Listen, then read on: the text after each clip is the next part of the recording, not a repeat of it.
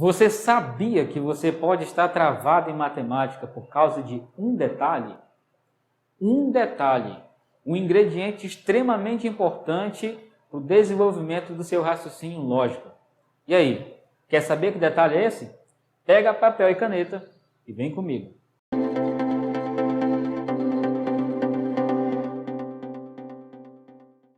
Antes de qualquer coisa, se inscreve aqui no canal. E se por acaso você quiser receber materiais gratuitos, materiais que ajudam você a destravar em matemática, eu vou deixar um link na descrição com o título Resumão da Semana. Você pode clicar nesse link e seguir as instruções. É totalmente gratuito, então não se preocupe que você não vai pagar nada. Não é novidade que a matemática é rica em detalhes. Talvez, por conta dessa riqueza de detalhes que a matemática tem, é que muita gente considera a matemática uma disciplina, uma área de conhecimento extremamente difícil.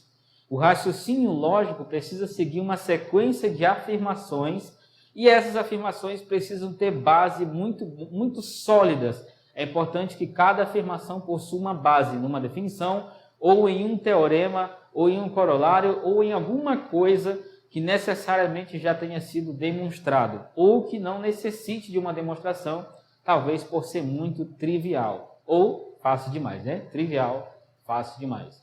Então, essa riqueza de detalhes não pode passar despercebido, porque se passar despercebido, muito provavelmente vai ficar um buraco nessa linha de raciocínio e a coisa da lógica pode, né, ir por água abaixo em apenas um pouquinho de tempo, um espaçozinho de tempo muito minúsculo.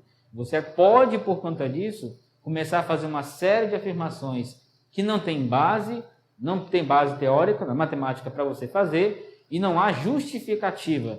E esse é um ponto que muita gente acaba pecando. Não consegue entender as definições, não consegue entender a linha de informações, né, que são extremamente relevantes para você utilizar para seguir com o seu argumento, e esse é o pontapé inicial.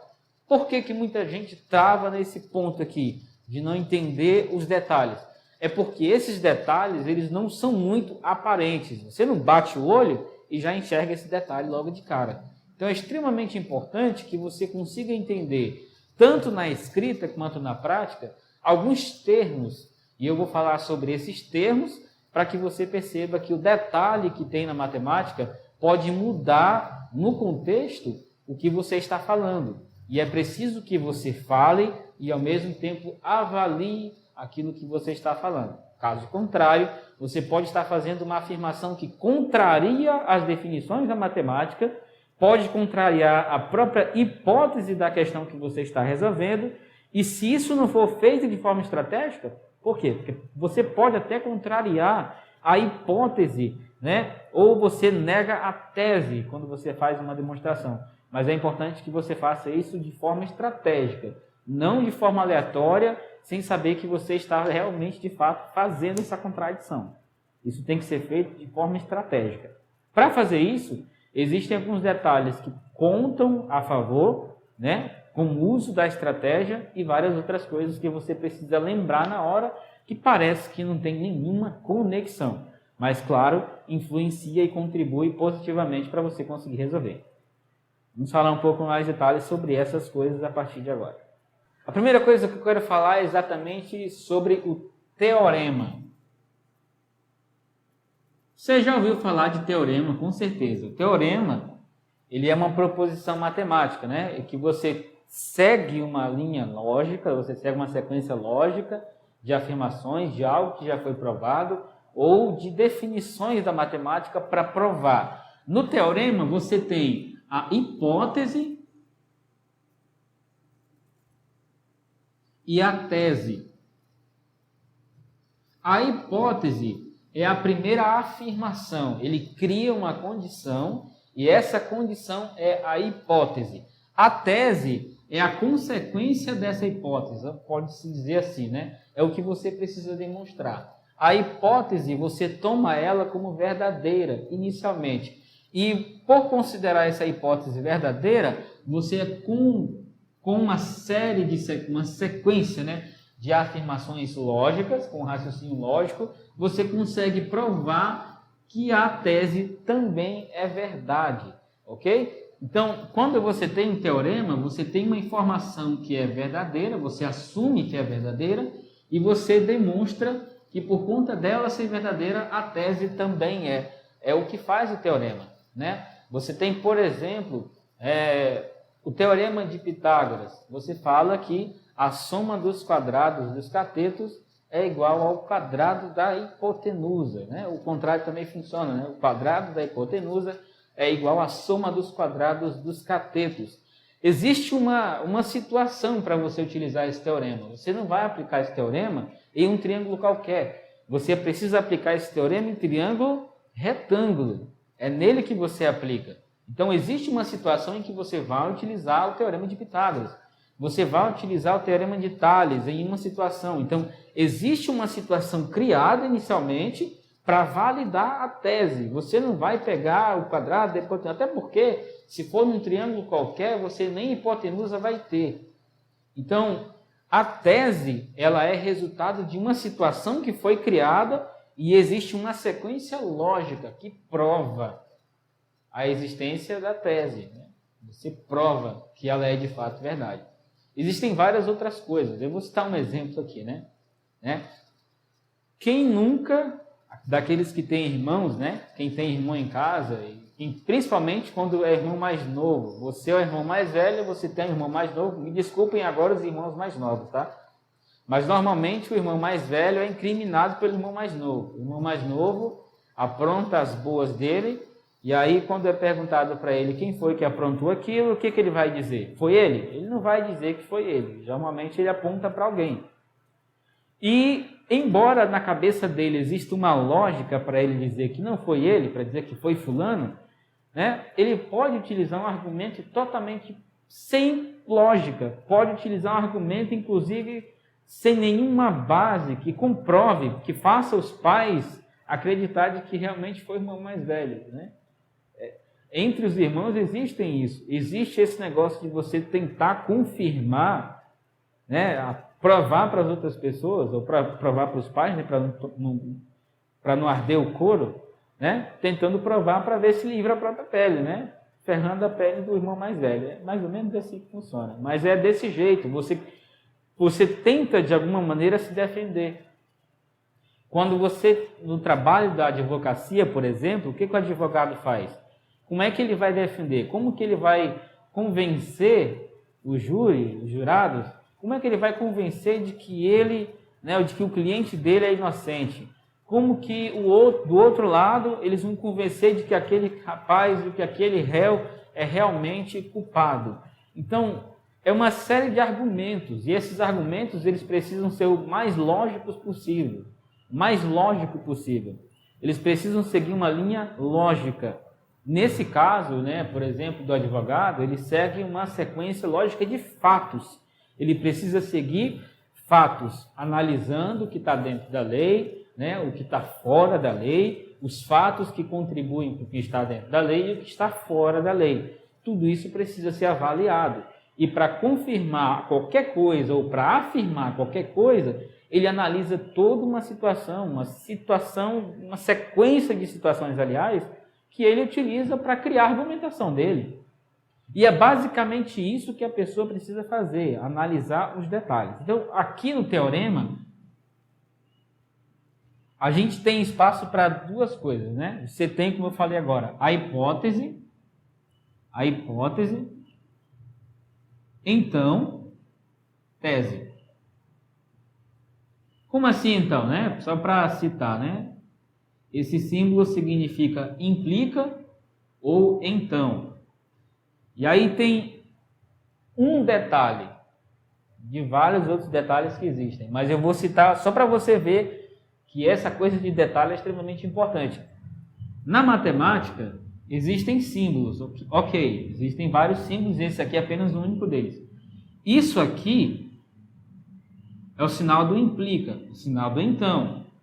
Hipótese implica na tese, ok? A hipótese implica na tese, claro, com algumas informações que você obtém, você pode utilizar outro teorema para demonstrar esse, né? Mas mesmo assim, essa hipótese valida a tese, seguindo uma sequência de afirmações lógica, né?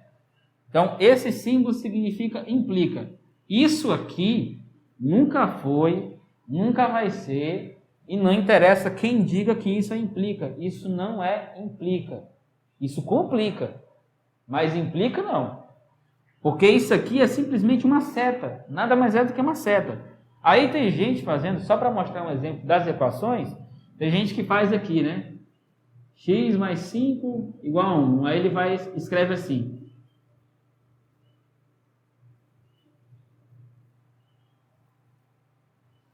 Está errado. A resolução da equação até que tá, mas esse símbolo aqui é uma seta, ele não implica. Você deveria utilizar o sinal de implica aqui. Então, você pode substituir o então. X mais 5 é igual a 1. Então, x é igual a 1 menos 5. Então, olha como eu estou falando. Se eu for ler do jeito que está escrito aqui, vamos ver, faz todo sentido, né? X mais 5 igual a 1. Seta, x... Porque isso é uma seta. Isso não é então. Perdeu sentido a frase, né? E aí entra aquela coisa. É escrever uma coisa pensando outra. É dizer uma coisa pensando outra. Eu não estou falando o que eu quero dizer. Deu para entender? Matematicamente, isso aqui faz uma diferença enorme, tá? Implica, complica. Ah, o nome dele não é complica não, tá? É só uma seta. É só para dizer que você complica a sua vida utilizando ele. Essa é a ideia. Eu quero abrir um parêntese agora para contar um fato, uma história que realmente aconteceu e eu fiquei revoltado com a situação, né? Claro. Eu fui chamado para conversar sobre uma afirmação que eu fiz com alguns alunos e é basicamente o seguinte. Um professor de matemática, ele fez o seguinte, nos critérios de divisibilidade, você tem o seguinte, um número, independente de quantos algarismos ele tem, é divisível por 3 quando a soma dos algarismos dele resulta em um número divisível por 3. Para exemplificar, o número 328 é divisível por 3? E quando eu falo divisível por 3, significa que você divide por 3 e o resultado é inteiro, o resto é zero. Ok? Porque se o resultado é inteiro, lógico que o resto é zero. E aí, o critério de divisibilidade diz que eu posso pegar e somar os algarismos. E se isso aqui resultar em um número que é múltiplo de 3, então 328 é divisível por 3. Eu posso fazer isso. Ok? E isso não é macete, tá? É demonstrado isso aqui. Tem demonstração para isso. Então eu faço aqui 3 mais 2, 5. E 5 mais 8, 13. 13 é múltiplo de 3? Não é. Então, nesse caso aqui, o que você pode dizer? 328 não é divisível por 3. Não é divisível por 3. Só que a escrita que eu fiz aqui, ok, tudo bem, tá certo aqui, tá ok.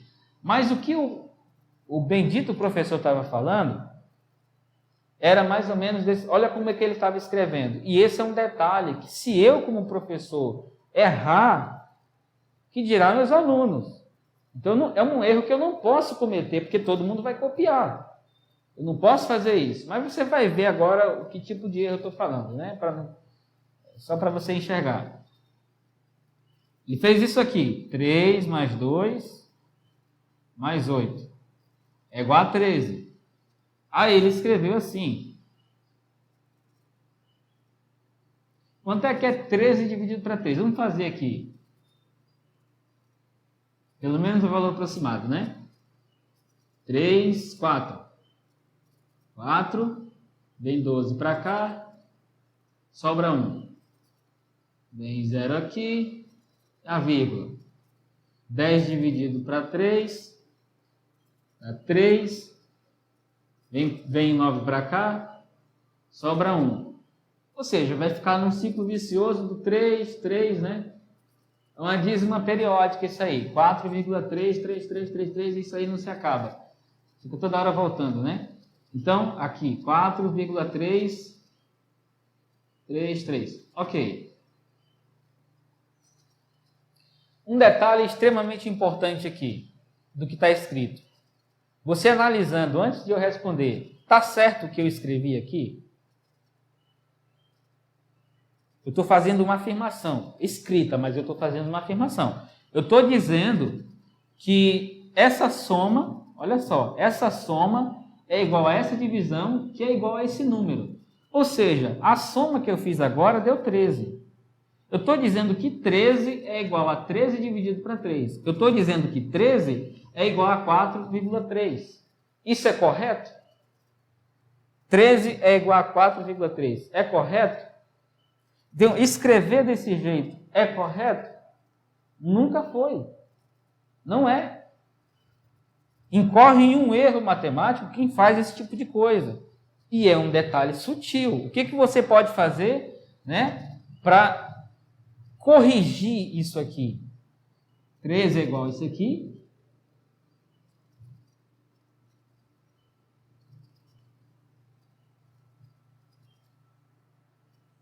Agora eu me lembro daquele rapaz moreno, né? É simples, ó, tá, só isso, é só isso aqui. Mas alguém tem que ir lá e...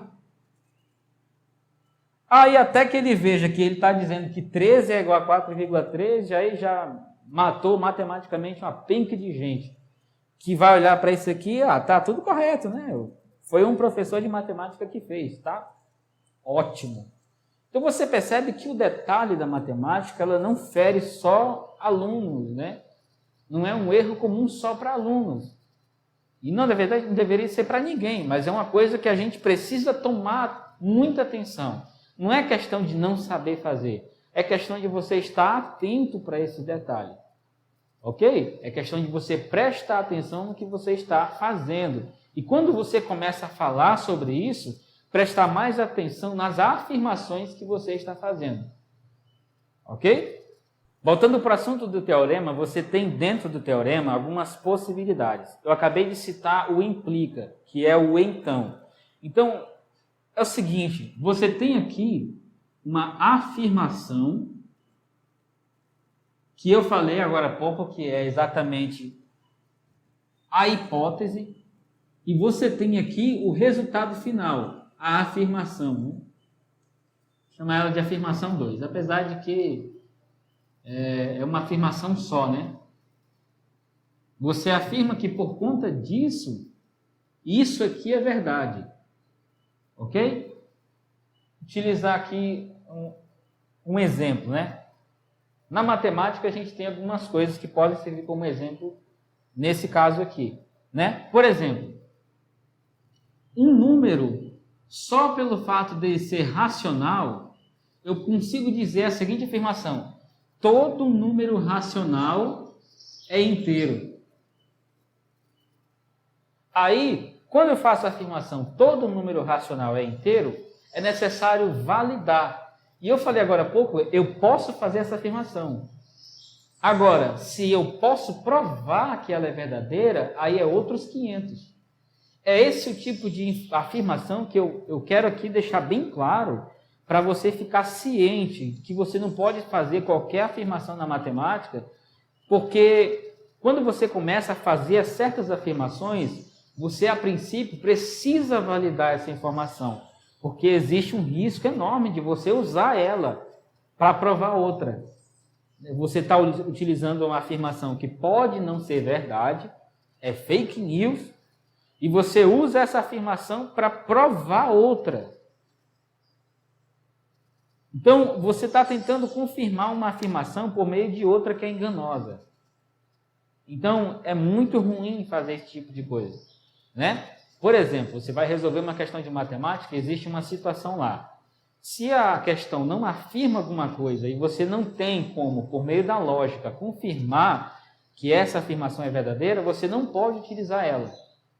Você não pode usar, ok? Você tem que seguir por outra linha de raciocínio. Ok? Então, olha só, eu consigo provar que todo número racional é inteiro? Para você provar que é verdade, você teria que mostrar que todo número que está aqui dentro está aqui também. Só que você consegue pegar, por exemplo, o número 3 sobre 4, a fração 3 sobre 4, que é como os números aqui dentro são apresentados entre fração de inteiros. Esse número não é inteiro e ele não está aqui, porque aqui dentro só tem número inteiro. Então, eu consigo mostrar, por meio de um único exemplo, que existe um elemento, pelo menos um, nesse caso existem infinitos, que não são inteiros. Ou seja, essa afirmação de dizer que todos os elementos racionais são inteiros é falsa. Mas, em contrapartida, todo número inteiro é racional. Ou seja, a volta vale. Ou seja, daqui para cá, falso. Mas daqui para cá, verdadeiro. Todo número inteiro é racional. Como é que você faz isso? Você pega o número inteiro aqui qualquer, estou pegando aqui o número A, divide por 1. O A é inteiro, o 1 é inteiro, e isso se encaixa na definição de número racional. Todo número que pode ser escrito como fração de inteiros. Então, esse A está escrito como A sobre 1, fração entre inteiros. Portanto, todo número inteiro é racional. Então, eu consigo provar daqui para cá, mas a volta eu não consigo provar. Está entendendo? Então, existem afirmações em que você consegue, através da afirmação que você tem a hipótese, você consegue provar a tese. Mas a volta não necessariamente é verdade. Vou usar outro exemplo. Todo triângulo equilátero é isósceles. Essa é uma afirmação verdadeira, tá? E fácil de provar, inclusive. Todo triângulo equilátero é isósceles, mas nem todo triângulo isósceles é equilátero. Para falar a verdade, né, você não pode dizer que nenhum triângulo isósceles é equilátero. Você não pode dizer. O que você pode afirmar é que nem todos. Percebeu que é um detalhe que faz ficar diferente? É um detalhe que muda. E você precisa estar atento para esse detalhe que aparece. Ok? Só para você perceber que o detalhe ele pode estar na fala, ele pode estar na escrita e pode estar no desenho. Apesar de que isso, para muitas pessoas, as pessoas entendem isso como um critério de dificuldade, eu percebo que, na verdade, isso é uma questão de atenção. É você estar com seus ouvidos atentos, a sua visão está totalmente focada para você visualizar. E isso é questão pessoal, é você quem ajusta isso, é você quem escolhe estar atento.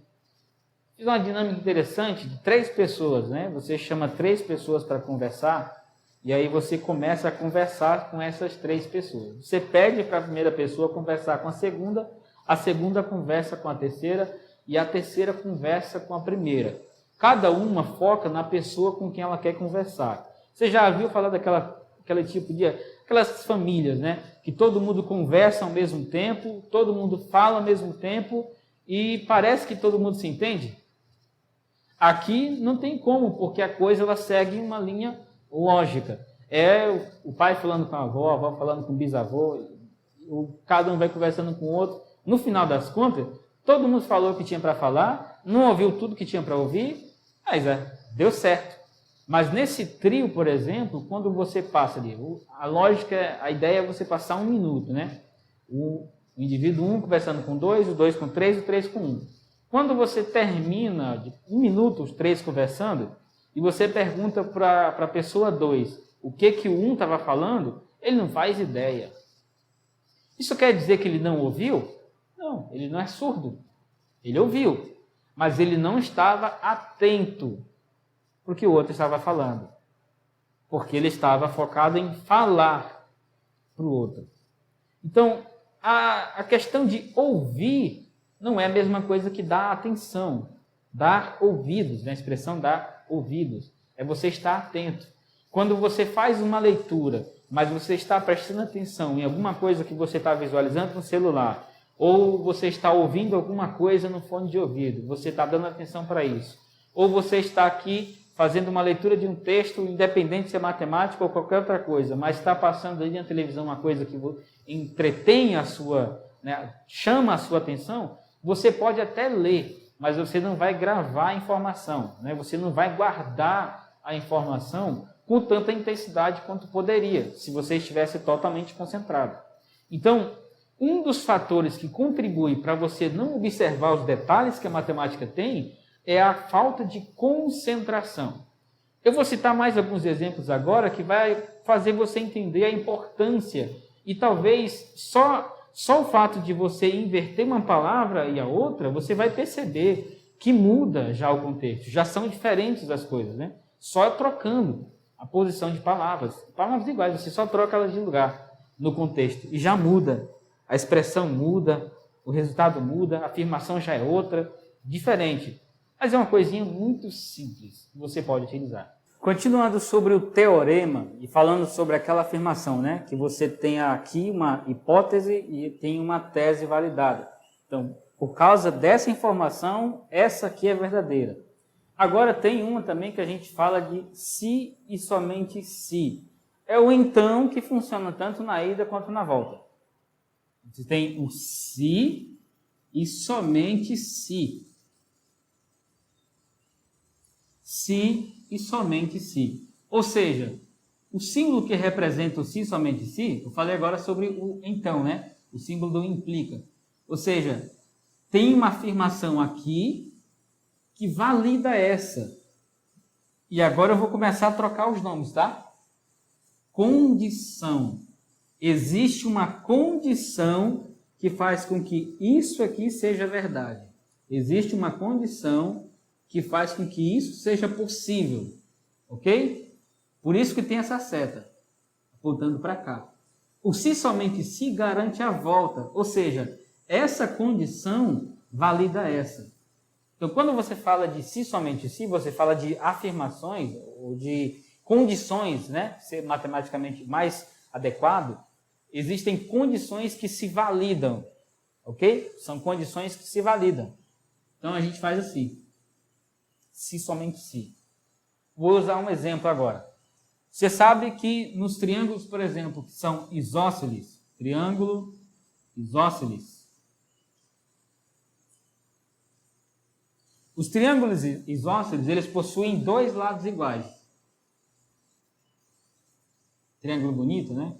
Então, esses dois lados podem ser iguais. Se eles são iguais, então esses dois ângulos aqui, né, que são formados entre esses lados iguais e o lado aqui, né, oposto ao ângulo formado por esses lados iguais, esses dois ângulos aqui são iguais. Eles têm a mesma medida. Os dois têm o mesmo tamanho, ok? É uma afirmação que você tem. Ou seja, qual é a condição para esses dois ângulos serem iguais? Os lados serem iguais.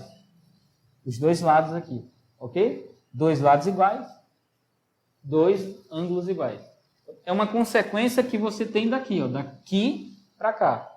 A condição para que isso seja verdade. A condição é os lados serem iguais. Qual é o resultado disso? Os ângulos serem iguais.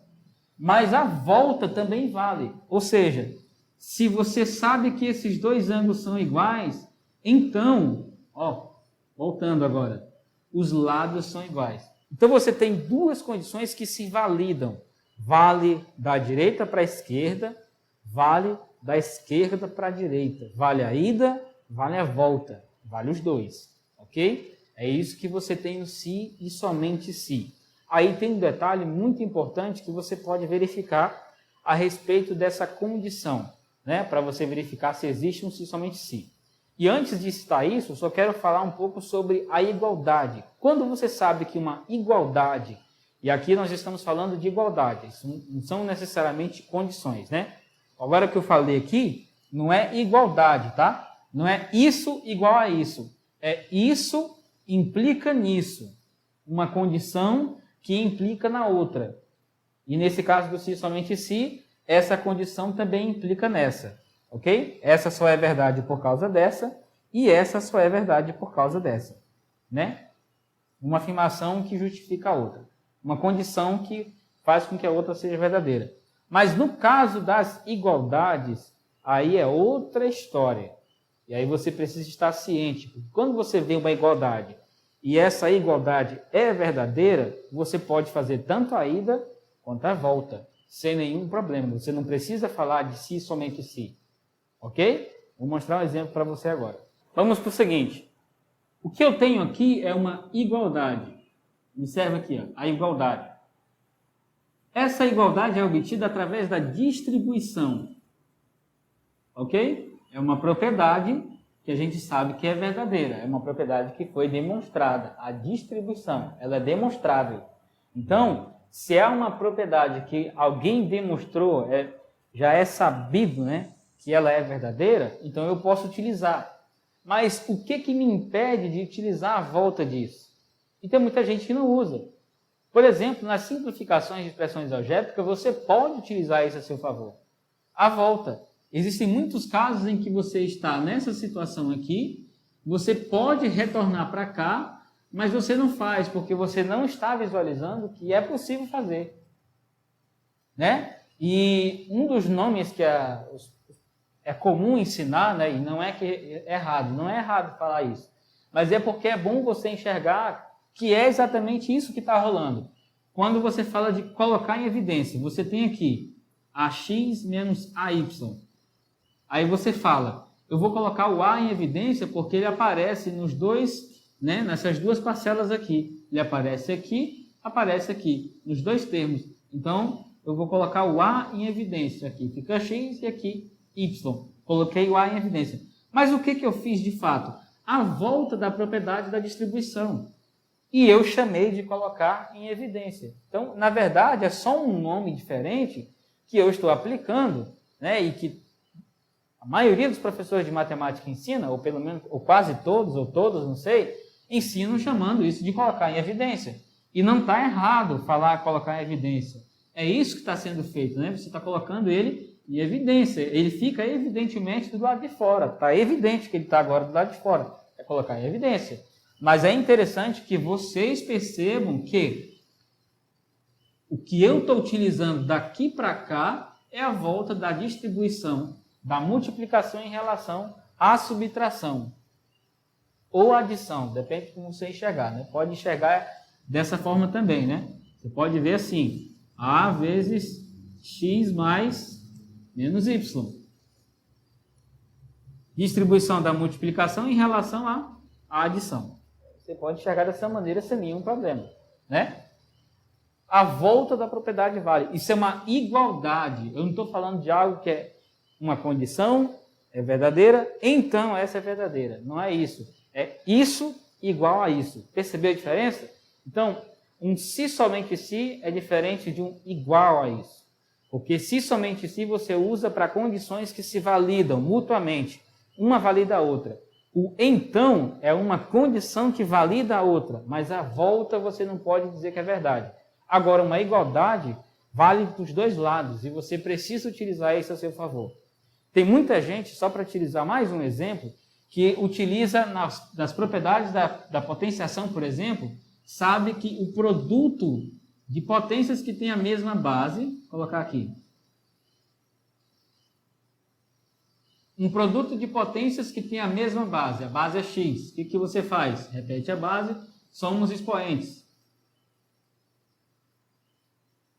Vale a volta? É claro que vale. E por que não usa? Porque quando chega no número alto lá, né, x elevado a 1000, trocentos e não sei quantos ali, por que não faz a volta? Por que não faz isso? É bom fazer. Só que a pessoa só visualiza daqui para cá. A volta, acabou, a pessoa não consegue fazer. Ah, eu não vou fazer, eu não estou conseguindo. O que faço agora? Separa do jeito que foi feito antes. É uma estratégia de simplificação isso aqui. Você pode fazer isso sem nenhum problema. Sem nenhum problema. É apenas um único detalhe. Um detalhe. Aí você precisa ficar atento para isso. Vamos agora para a seguinte situação. Imagina o seguinte.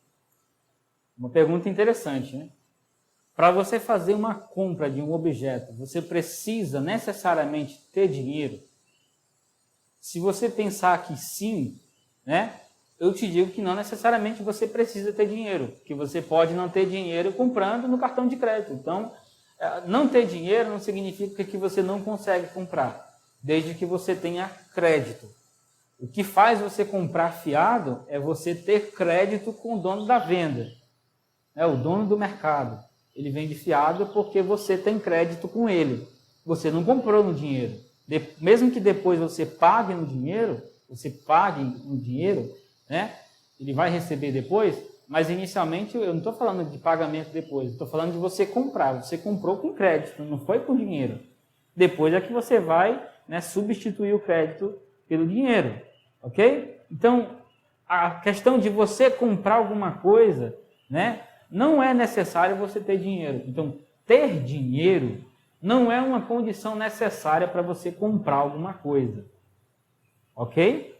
E, além disso, ter dinheiro também não é uma condição suficiente para você comprar alguma coisa. Porque pode ser que o dinheiro que você tenha para comprar tal coisa não seja suficiente para comprar.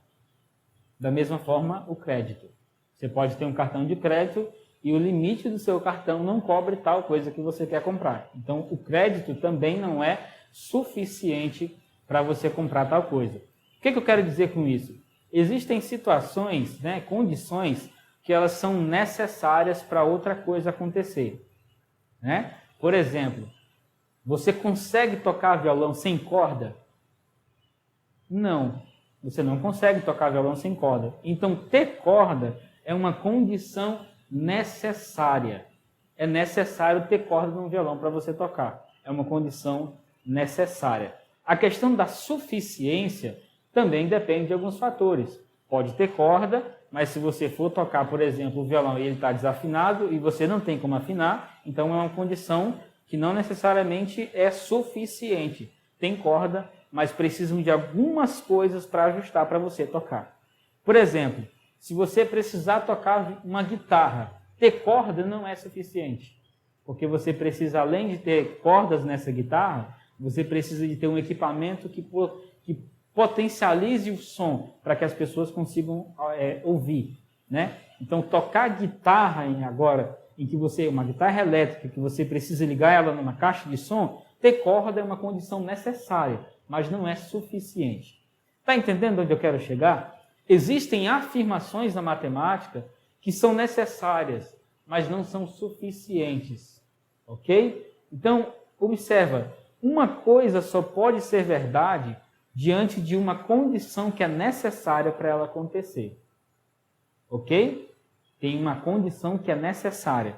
Ou ela pode acontecer e não ter necessariamente uma condição que faça com que ela aconteça. Como, por exemplo, o que eu acabei de falar, você pode comprar sem ter dinheiro. Ter dinheiro não é uma condição necessária. Mas você não compra nada se você não tem nem dinheiro, nem crédito. Se você não tem nenhum dos dois, aí fica difícil você comprar alguma coisa. Falando de compra, não de troca. Compra. Como é que você vai comprar algo se você não tem crédito, você não tem dinheiro? É necessária uma condição. Existe uma condição necessária. Aí depois que você verifica se essa condição é necessária, você vai na busca da informação para saber se é suficiente. Ok? Porque ela pode ser necessária, mas não suficiente. Eu acabei de dar um exemplo. Você vai tocar a guitarra, é condição necessária que ela tenha cordas. Mas não é suficiente ela ter cordas. Compreende? Então, quando você fala de si, somente si, que foi o exemplo que eu acabei de mencionar, você tem a ida, é uma condição necessária para que isso aqui seja verdade, e ela é suficiente. Você não precisa acrescentar informação. Essa é a ideia. É um detalhe interessante, né? Porque se tem uma condição, por exemplo, da guitarra, tem corda, é uma condição necessária.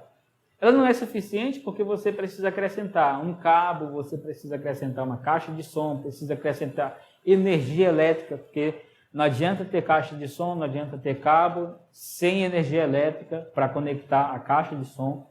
Então você precisa de outras coisas além das cordas. Ou seja, é uma condição necessária, mas não é suficiente porque você não consegue tocar. O violão pode ser, dependendo do ponto de vista, pode ser suficiente você ter como tocar, né? Por exemplo, alguém pode desconsiderar que tocar o violão totalmente desafinado é uma coisa necessária. Então, o violão ter cordas, mesmo que desafinado, mas a pessoa consegue tocar. Só não vai sair um som bonito, mas consegue tocar. E se a condição que você quer ter e o resultado final é você tocar o violão, não necessariamente com um som bonito, então cordas é uma condição necessária e suficiente.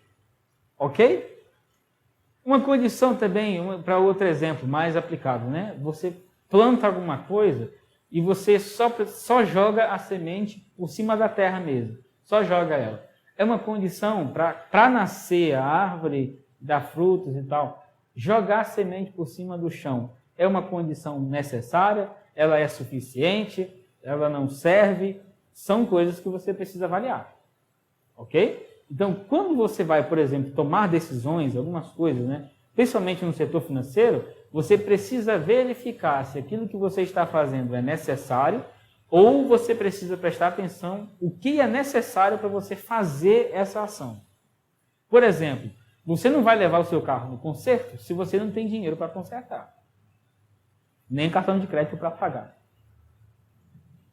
Porque uma condição necessária é você ter como pagar o conserto do carro. Aí você leva o carro para consertar, não tem dinheiro para consertar. Ter dinheiro é uma condição necessária. É suficiente? Pode ser que não. Mas que é necessário é. E você precisa considerar isso. Para você fazer uma prova, é necessário estudar. Para não ficar na hora da prova no mamãe mandou. Então, estudar é uma condição necessária. É suficiente? Será que é suficiente? Não é. Por que não é? Porque tem muita gente estudando às 4 horas da madruga, das 4 às 5, né? Estudou das 4 às 5 e o resto do dia fica dormindo. Ou futricando na internet. Vai aprender das 4 às 5? Pode ser que sim, porque a mente está, né? Depende também do horário que a pessoa vai dormir. Se a mente está descansada das 4 horas até as 5 da manhã. Tem gente que vai estudar das 9 da noite às 10 da noite, depois de um dia cansativo. Vai render? Pode ser que não. Então, é condição necessária estudar? É, mas pode não ser suficiente. É por isso que tem muita gente que estuda que nem um condenado, estuda que nem louco, mas não consegue o objetivo. Por quê? Ela fez algo que era necessário, estudar, mas não foi suficiente. E aí podem ter vários motivos para que isso não seja suficiente. Não estava descansado quando foi estudar, pode ser que não estava concentrado, tem várias outras coisas. Não estudou na ordem correta os assuntos, tem várias coisas que ela pode considerar aí que não foram, que afetou a coisa de ser suficiente. Porque estudar não é suficiente, mas se você faz, acrescenta algumas coisas, né? Estudar descansado, sem estresse, focado naquilo que você precisa estudar. Isso aqui traz para você algumas condições além das necessárias para que tudo isso junto seja necessário e suficiente ao mesmo tempo. E esse necessário e suficiente, ele parte de uma condição matemática. A gente tem uma penca de exemplos, né? Que é uma condição necessária, uma única condição. Ela é necessária e suficiente ao mesmo tempo. O exemplo que eu acabei de falar, por exemplo, eu citei antes desse vídeo, quando dois lados de um triângulo eles são iguais, e aqueles ângulos são iguais como consequência, só o fato dos lados terem o mesmo tamanho é uma condição necessária e é suficiente para você afirmar que os ângulos são iguais. E da mesma forma, você pode dizer assim, alguém diz para você, os dois ângulos são congruentes, são iguais, têm medidas iguais. Aí você pode pegar os lados, dois lados ali, né? Que formam o ângulo oposto a esses dois ângulos, né? O oposto ali, do outro lado. Esses dois lados têm a mesma medida. E só o fato dele dizer que os dois ângulos são iguais é suficiente para você dizer que os lados são iguais. Percebeu? Então, são afirmações que você consegue fazer e é importante que você observe. É necessário? É. Mas é suficiente? Você tem que avaliar se é ou se não é. E isso precisa partir de talvez um conjunto de afirmações, para você ter certeza se não existe nenhuma condição a mais que você precisa acrescentar, para provar que aquilo ali realmente é verdade. Tá? No critério de detalhes da matemática, por exemplo, quando você fala de detalhes, com mais detalhes, existem algumas coisas que você não pode fazer. Eu vou dar um exemplo visual agora, para você visualizar o que eu estou falando em respeito a detalhes. Se eu perguntar para você, né, isso daqui é um triângulo retângulo, o que você diria? E aí, antes de eu responder, pega na sua mente mesmo, responde para você mesmo qual é a resposta, né? Isso é um triângulo retângulo? Se por acaso você disse que não, você tem razão em dizer que não, porque eu não falei que não tem um texto dizendo que isso aqui é retângulo e também não tem a informação aqui para dizer que ele é retângulo. Então, se não tem esse desenho, aqui, você não pode afirmar que ele é retângulo. Assim como você tem isso aqui, eu não tenho informação a respeito dos valores dos lados dele para dizer se ele é retângulo, para dizer se ele é um quadrado, né?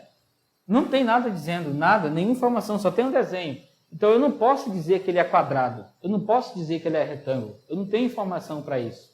Agora, se tiver essa informação aqui, apesar de não ter, observa só, eu tenho uma informação agora dizendo que aqui tem um ângulo de 90 graus, né? Pode fazer isso nos 4 cantos. Beleza, eu tenho um retângulo agora. Mas eu não sei se isso é um quadrado, porque eu não tenho informação dos valores aqui dos lados. Eu não tenho como dizer se é um quadrado, eu não posso afirmar, a menos que exista alguma coisa no enunciado da questão que, utilizando lógica, eu consiga dizer que isso aqui é um quadrado. É isso que você precisa compreender. É um detalhe que você precisa ficar atento. Para mais um exemplo, para você visualizar outra situação agora. O que significa um número não positivo? O que é um número positivo? O número positivo a gente já sabe, né? Ele é positivo. O que você não pode falar? Você só tem a informação de que ele é positivo. Você não sabe se ele é inteiro, se ele é natural, se ele você não sabe dizer se por acaso ele é real, se ele é irracional. Você não faz ideia de que número que é esse. Você só sabe que ele é positivo. Ok? E um detalhe interessante, o zero o que eu sei é que o zero não faz parte desse número. Esse número não pode ser zero. Por quê? Porque zero não é positivo. O zero não é um número positivo, né? O zero não possui sinal. Então, o zero não sendo positivo, quando eu falo de um número positivo, eu estou excluindo a possibilidade desse número ser zero. Ok? Ele só pode ser um número positivo. Qualquer um, inclusive. Inteiro, não importa, né? Positivo. Agora, quando eu falo sobre o número não ser positivo, ele é não positivo. De que números eu estou falando? De números que não são positivos, e um número que não é positivo só pode ser negativo. Só que nesse caso, existe um número que não é positivo, mas ele também não é negativo, que é o zero. Então, quando eu falo de um número que é não positivo, eu estou falando dos números que ou são negativos ou é zero. Ou ele é negativo ou ele é zero. Quando eu falo não positivo. Quando eu falo, por exemplo, o número é não negativo, eu estou falando de números que são positivos, incluindo zero. Pode ser zero. Não negativo. O zero não é negativo, então ele está dentro dessa condição de números que não são negativos. Ok? Porque você dizer que é não negativo, olha só. O número é não negativo. Preste atenção.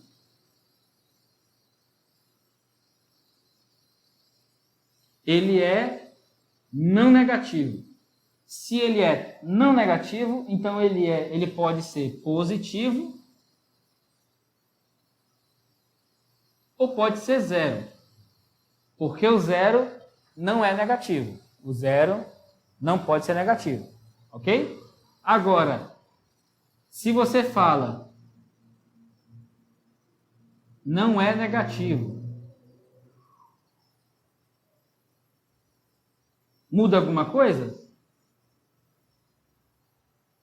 Se ele não é negativo, ele pode ser 0 ou pode ser positivo. Ou seja, aqui não faz diferença você inverter. Ok? Aqui não faz diferença você inverter. Mas antes de eu só falar sobre essa inversão de palavras aqui, né? Só para concluir esse raciocínio. Quando você tem não positivo, você está falando de números que são negativos ou um número que é igual a 0. Quando fala de número não positivo, ou não negativo, você está falando de números que podem ser positivos, né? Ou esse número pode ser 0. Ou ele é positivo, ou ele é 0, né? Não negativo. Ok? Existem algumas situações que você precisa ficar atento ao detalhe, tá? A inversão, você inverter palavras, né? Você inverter palavras pode significar outra coisa. Só citar um exemplo para você ver isso. Olha só esse exemplo aqui. Quadrado da soma. Soma de quadrados. Então, observa que aqui teve a diferença, tem uma diferença sutil, é um S que foi acrescentado. Mas a palavra soma, aqui igual, né? E aqui esse da veio para... Olha só, só mudou isso aqui.